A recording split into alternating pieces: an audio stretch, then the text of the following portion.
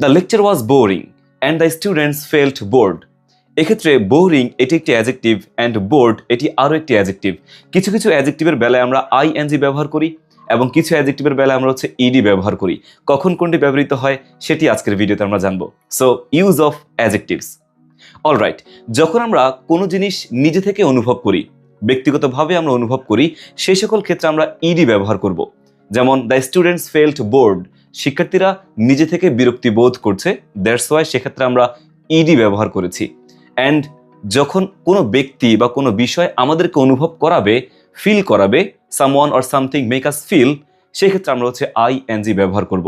যেমন the lecture was boring, অন্যের মাধ্যমে আমরা বিরক্ত বোধ করছি, দ্যাটস ওয়াই সেখানে আমরা আইএনজি ব্যবহার করেছি। আরও যদি বলি, আমরা অসংখ্য বাক্য এরকম বলতে পারি যে দ্য বুক ওয়াজ ইন্টারেস্টিং, বইটা অন্যের কারণে আমাদের কাছে ইন্টারেস্টিং, আইএনজি। অ্যান্ড যদি বলি যে আই অ্যাম ইন্টারেস্টেড, নিজে থেকে আমি আগ্রহ ফিল করছি, অনুভব করছি, দ্যাটস ওয়াই সেখানে ইডি ব্যবহার করব। আরও বাক্য হতে পারে যেমন আই অ্যাম টায়ার্ড, আমি নিজে থেকে ক্লান্তি অনুভব করছি, অথবা this is tiring.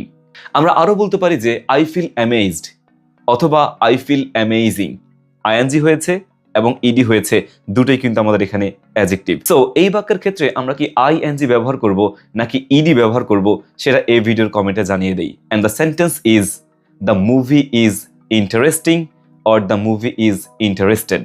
Thank you so much for watching the video. Take care. আল্লাহ হাফেজ।